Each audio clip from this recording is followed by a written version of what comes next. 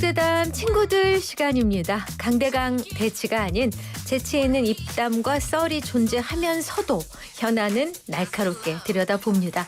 이 시간 함께하는 분들 편안한 친구들 단짝 이른바 버디로 칭해봅니다. 박주민 더불어민주당 의원, 김경진 전 국민의힘 의원 나오셨습니다. 어서 오십시오. 네, 안녕하세요. 네. 오시면서 박주민 의원님 오늘 경칩 얘기하셨는데 네. 근데 개구리기도 안 나오지만 정치의 봄도 안 오는 것 같아서 좀 맞습니다. 그렇습니다. 예. 어목하죠. 네, 어목한 현실 한번 짚어보겠습니다. 자, 근데 3월 개강이 어제부터 사실 시작됐는데 전국 의대 40곳 가운데 10곳에 수강 신청을 한 학생이 0명, 그러니까 한 명도 안 했다는 얘기인데 이제 사실 이 신입생들이 2025 학번들이잖아요. 네. 근데 사실 이 학번들은 의대 지원의 혜택을 보고 들어온 학생들이 그쵸. 수업을 거부하고 있다. 보건복지위원장으로서 어떻게 보고 계십니까? 그러니까 단순히 뭐 이기적인 목적과 동기에서 수업을 거부하고 있다 이렇게 보기는 좀 어려울 수도 있고요. 네네. 다층적인 원인들이 있을 것 같아요. 네네. 그중에 하나가 사실은 저도 몰랐는데 네. 그 전공의들이나 의대생들 얘기를 쭉 들어보니까 의대 교육 과정이라는 게 뭐 교수라든지 또는 전문의로부터 배우는 것도 있지만 대부분이 한 학년 또는 두 학년 위에 선배들과 10년 동안 쭉 지내면서 내리배움하는 게 굉장히 많다는 거예요. 그렇죠. 약간 도제식 같은 도제식이요. 개념이죠. 그러니까 실제로 슬기라고 부르는 각종 기술들은 네. 전문의나 교수가 가르쳐주지 않는다는 네. 거예요. 그 윗학번이나 윗학번들이 같이 있으면서 가르쳐준다는 네. 거예요. 그러니까 네. 현실적으로 전공의들 상당수가 이탈한 상황에서는 수련도 안 되고 또 그 의료 교육 과정도 제대로 안 돼서 문제가 발생하는 거고 또 하나는 제가 몇 차례 말씀드렸지만 지금 규모가 갑자기 1,500명이 는 데다가 휴학을 집단적으로 하셨잖아요. 네. 그럼 그 인원까지 해서 거의 2.5배 규모가 갑자기 수업을 들어야 돼요. 근데 아직까지 거기에 대한 대응책이 마련되지 않았고 정부가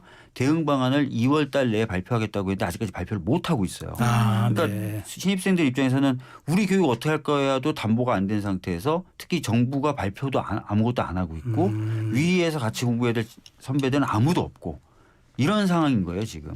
네. 그래도 첫 시간은 개론 뭐 이런 거 할 텐데 어쨌든 그런 거라도 좀 들으면 좋을 텐데. 수강 신청을 해야 될 거 아니에요. 그래서 아니, 지금 네. 그 수강 신청 기간을 좀 늦춰놨고요. 많은 학교들이. 네, 네. 그리고 개강도 좀 연기를 해놔서 아직은 저희들이 좀 손 써볼 수 있는 물리적 시간은 있습니다. 있다. 네. 네. 그러니까 정치권도 그렇고 우리 보건복지위원장이시니까 네. 정치권도 그렇고 의료계라든지 의사협회 또 선배들도 네. 이제 좀 타협해서 합시다. 일단 이렇게 된 네, 이 네. 상황을 전제로 해서 최선의 길을 찾아갑시다. 수강 신청하고 네. 물론 현실적으로 물리적인 공간이나 자재라든지 뭐 교육할 수 있는 사람은 부족하지만 의사 증원이라고 하는 대의는 정당하고 상관없이 또 정권하고 상관없이 필요했던 부분이니까 네. 여기에 좀 맞춰 갑시다라고 설득을 해야죠. 네. 이게 신입생들 그렇게 한다고 가만히 놔둬요. 안 되지. 올바른 그리고 가만히 선배들 놔두고 있지는 않고요. 네. 저 같은 경우 오늘도 교육부 쪽에다 연락을 해서 네. 자 교육을 어떻게 할지 너희들이 2월 달에 발표하기로 했으니 일단 발표를 해라. 네. 그래야 또 논쟁이라도 시작되면서 수습할 건 수습하고 바꿀 건 바꿔가면서 조금 뭔가 실마리가 트이지 발표도 아예 안 하고 있으면 교육부가 그럼 어떻게 하겠다는 거냐라고 해서 저희가 한마디 하고 왔는데 좀 그런 부분이 답답한 거죠. 네. 근데 여기 한번 3주 전에 의사협회장 한번 출연하셨거든요. 네, 말씀 들었습니다. 4월 말까지를 데드라인으로 보던데 그거 지나고 나면 이제는 도저히 방법이 없는 거니까. 그러니까 없는 겁니다. 실질적으로 한 학기로 인정받으려면 어느 정도 시간과 어느 정도 수업이 필요한지가 규정이 돼 있습니다. 네. 그래서 말씀하셨던 그런 4월 말 또는 4월 중순을 마지노선으로 보고 있는 사람들이 많고요. 네, 네. 네. 그것을 지나면 사실상 25학년도 수업도 굉장히 어려워지면서 한 2년에서 3년 의사가 배출이 전혀 안 되는 암흑기, 의사의 암흑기를 거쳐야 되는 상황입니다. 그래서 그런가 중간에 무슨 뭐 슬로베니아나 헝가리 이런 쪽으로 가서 의사 면허 따오려는 학생들이 상당히 그 많더라고요. 뭐 지금 뭐 유학이라든지 네. 또는 외국 뭐 이런 진출 준비하시는 분들도 많다고 네. 들었고 네. 뭐 전문의를 포기하고 일반의로서 이미 직장을 구했다는 분들 다양하게 지금 문제가 풀리는 게 아니라 약간 옆으로 삐져나가고 있고요. 네. 그렇군요. 그리고 지역에 있었던 전공의 분들이나 전문의 분들이 오히려 서울에 올라오면서 지역 의료 붕괴는 굉장히 더 가속화되고 심해지죠. 있어요. 저런. 네. 네, 그렇군요.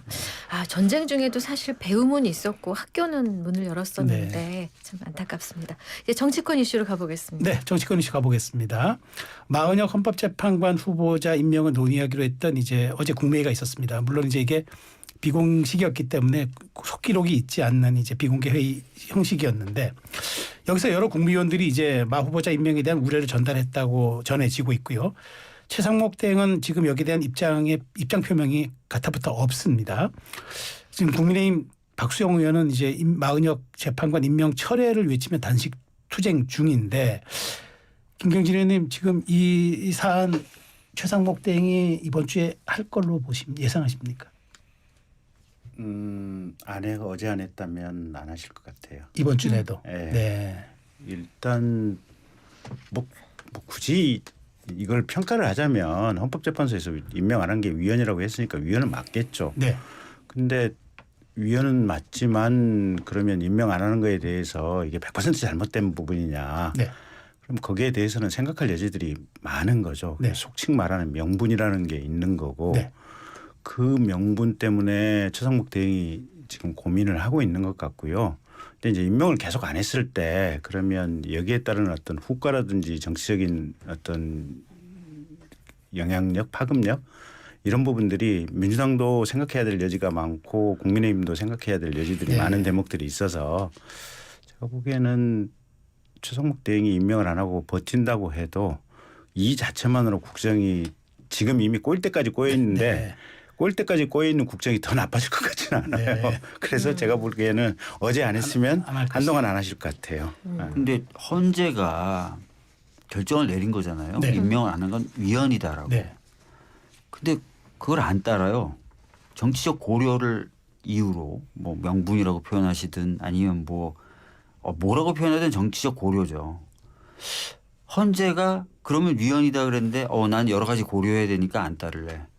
그러면 법원이 앞으로 판결 내리면 그거에 대해서도 난 고려해야 되니까 안 따를래. 우리 사회가 그렇게 가면 좋은 겁니까? 이분이 모범을 보여야 될 사람 중에도 으뜸이라고 평가받을 만한 사람인데 헌재가 뭐라고 결정하든 난 안 따라. 앞으로 다 그러죠 뭐 그러면. 모든 시민 다 그러면 돼요 이제. 아니 예? 그게 앞으로 한번 어떤 사회가 오나 보자. 근데 그러니까 이게 제가 답답한 박주민 거는 의원님 말씀이 100배 1000배 맞는 말씀이에요. 헌재가 위헌이라고 했으면 위헌 맞아요. 임명해야 되는 건 맞아.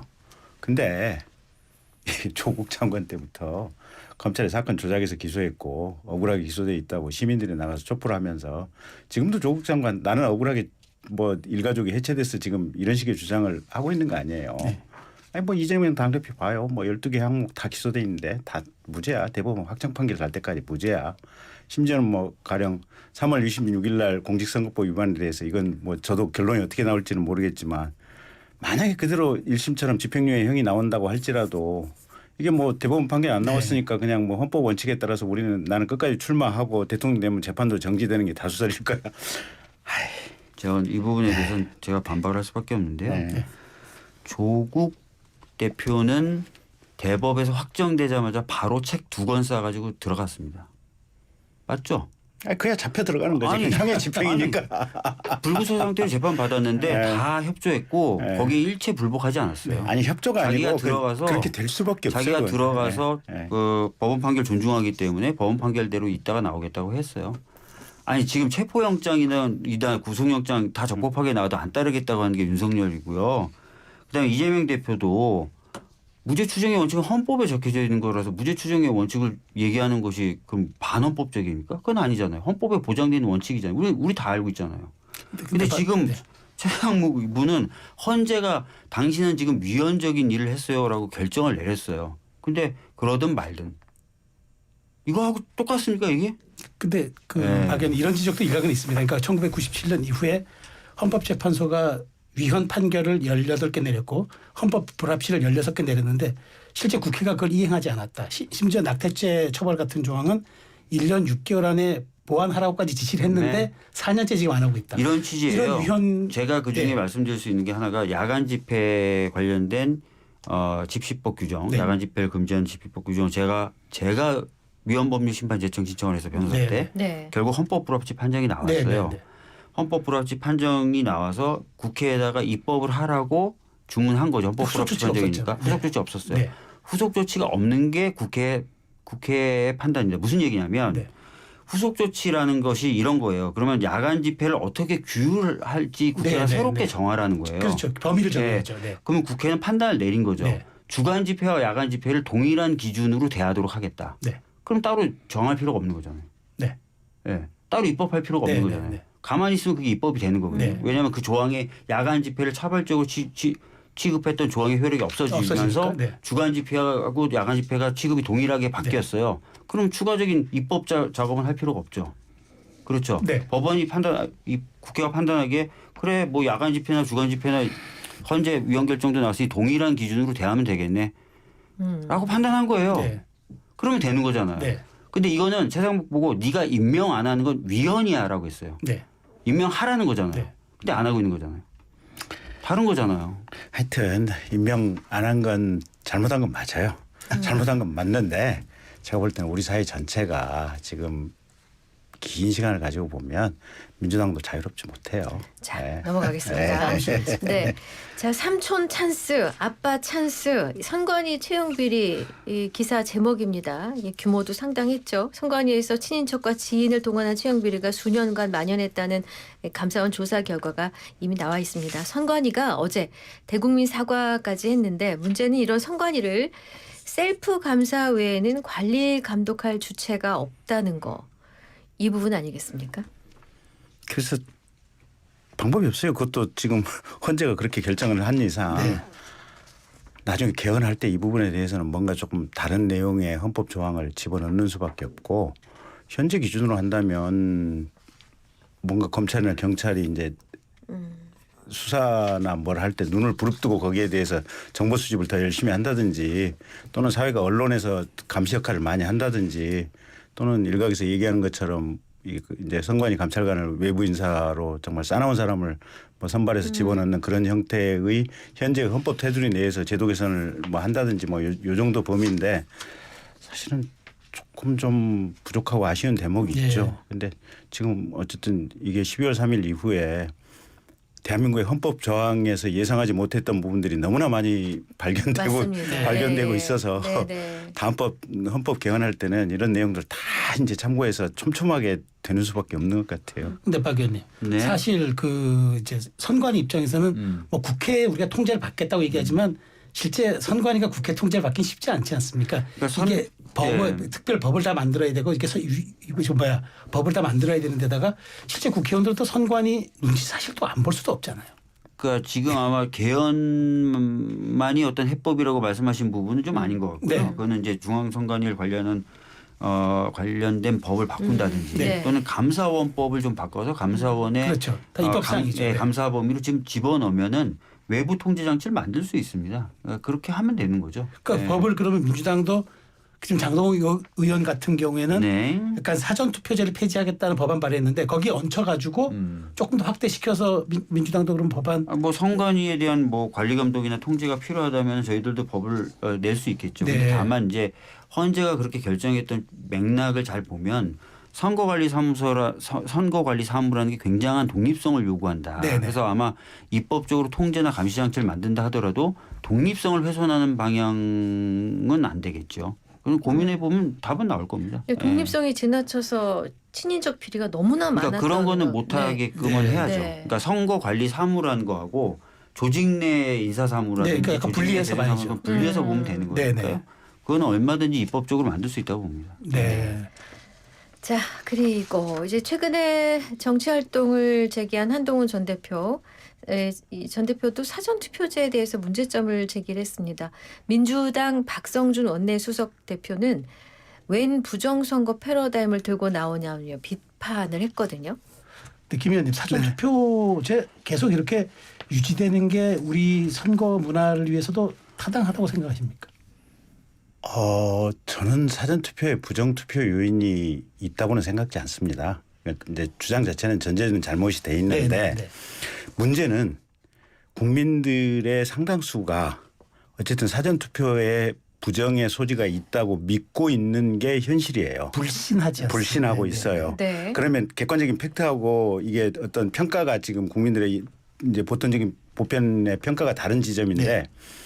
그러면 국민들의 평가에 맞춰서 제도를 움직일 필요성도 있긴 있어요. 네, 네. 그래서 가령 지금 뭐 사전투표를 본투표하고 합쳐가지고 그냥 뭐 3일 하자. 연속으로 하자. 그 좋은 방법인 것 같기도 해요. 네. 굳이 지금 사전투표가 뭐 한 뭐 4, 5일 전쯤에 있지 않습니까? 5일 전쯤이면 네, 좋죠. 본선거에 네. 5일 전쯤에 있는데 그렇죠. 그걸 그냥 본선거 3일 연속으로 하자. 그것도 하나의 대안인 것 같기도 해요 보면. 뭐 정보 접근성에 대한 문제도 있고. 예. 그래서 이게 국민들의 어떤 일각의 의혹 제기가 맞든 틀리든 네.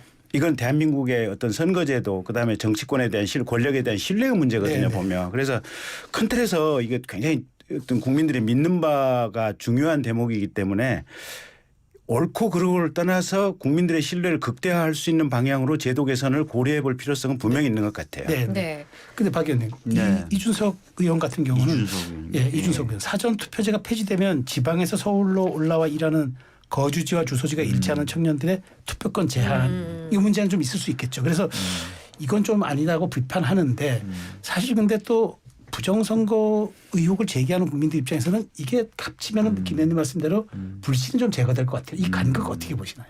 근데 실제로 진짜 사전투표제가 도입됐고 특히 네. 이 방식의 사전투표제가 도입된 이후로 투표율이 많이 올랐어요. 네, 네. 그리고 방금 말씀하셨던 것처럼 최근 현대사회는 정말 이동이 잦고 맞아요. 그죠? 그렇기 때문에 거기에 맞는 좀 투표제도가 보완적으로 좀 붙을 네, 필요가 네. 있거든요. 근데 지금 장동혁 의원님이 내신 안은 본투표 기간을 연장하는 방식이기 때문에 토일로 하자는 예, 얘기더라고요. 그렇기 네. 때문에 아까 그 말씀하셨던 또 이준석 의원이 얘기했던 이런 부분이 커버가 안 돼요. 그렇죠. 그건 예, 불일치가 되죠. 그래서 네네. 그런 부분에 대한 고민은 좀 필요할 것 같고 그다음에 사전 투표에 대해서 저도 참 답답한데 자꾸 이제 이게 부정이 개입할 것 같다는 의혹을 가지고 이제 네. 걱정하시는 분들이 있긴 있던데 여러 차례 검증도 해보고 뭐 심지어 관련된 사건에 대해서 수사해보고 법원도 판단해봤지만 그럴 여명이 없다는 거거든요. 네.